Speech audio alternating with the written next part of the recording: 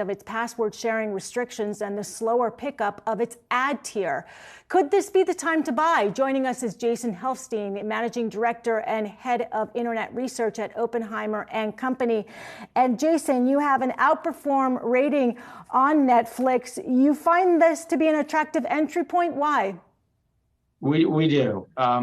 So a few numbers to share. So the stock was up 20% after reporting fourth quarter earnings versus the NASDAQ up 11, as they were able to tell a solid subscriber story and kind of, that they still had further to grow. Meanwhile, the stock is now off 22% versus the NASDAQ down 7%. It's already the middle of March. At this point, it does not look like they're launching paid sharing this quarter. So this quarter, we would expect just subs probably to be better than expected. But, we're actually not concerned with paid sharing because we think it's actually going to improve revenue. How big of a boost, Jason, do you think it will be to revenue? So we've done sensitivity work that it could be anywhere from $2 to $8 billion of incremental revenue, which is something like 6 to 23% of our current estimate this year. I think there's a debate of, if somebody, gets upset that they're asked to, pay a higher fee, what tier will they go to? Part of the way the company is doing this is you're going to have to pay more for HD. And so if you've been borrowing somebody's Netflix password for the last 5 years or longer, and you've been watching in HD, and you kind of end up, let's say, in the ad tier on kind of more of a basic definition 720, we think there's a higher likelihood that you will actually, opt for the more expensive plan, especially if you've got a larger fully HD television.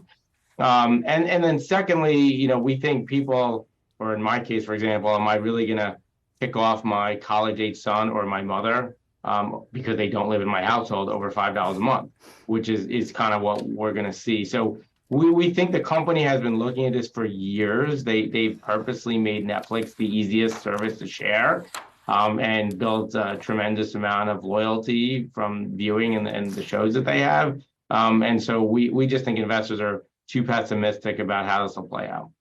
Jason, you mentioned the ad tier offering, and I will confess, I actually signed up for that ad tier offering because I wanted to watch one documentary, and it was so annoying to go through those ads because when I tried to click onto a different browser when the ads came on, the ad stopped. So you had to actually watch it, and I thought, this is not worth it.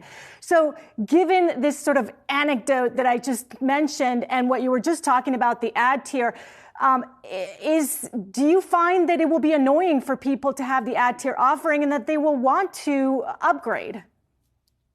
Oh, well, look, we clearly see that, paid commercial-free streaming has been very popular, right? But what we're also seeing is that there's if you want to kind of cover all of basically, TV viewing households, there are a percent of TV viewing households who can't afford to pay for all of these services, and so kind of don't have a choice. Now, look, you can upgrade from $7 a month to $10 a month. So for $3 more a month, definitely less expensive than typical Starbucks. You can avoid the ad. So we don't think for most consumers, if they really find the ads annoying, they'll pay the extra $2. You have a lot of consumers who said ads are okay. Now, look, it's super early. And Netflix should be able to have very targeted ads. And there's a lot of data that suggests that, as long as the ads are targeted and relevant, consumers don't hate them. And they also don't want too many, right? As we're thinking about where we're coming from linear TV. So you got to think of that perspective. The perspective is for people who haven't had, per se, Netflix in the past. They've been watching 22 ads an hour on linear TV, right? And we're going to whatever this is going to be, 4 ads an hour, 6 ads an hour. We don't know where this is going to shake out, but it's going to be a lot less than linear. And presumably they're going to be targeted because they know who you are, right? Where linear TV, if you're watching on a cable box, doesn't necessarily, know who you are. And then if you still don't like that, you can pay $3 more a month and have it ad free. There's always the option to upgrade there, Inez. Yeah, Maybe they're going to get you to do that soon. Jason, let's talk about competition and what Netflix is up against, because there's been lots of talk, especially over the last couple quarters, about M&A in this space. There will only be a handful of winners within streaming. Are you part of that? Do you buy that? Yeah, look, we think it's more of on we don't formally cover the big media stocks. We just cover internet stocks. But we do think there'll probably be more consolidation on the media company side.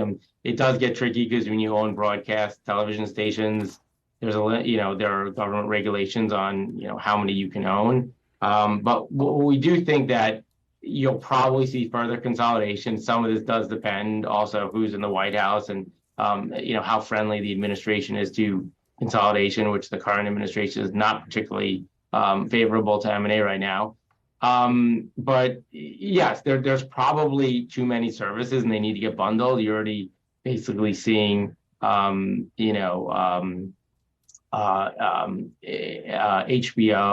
and kind of Showtime already trying to, being bundled with their parent company services.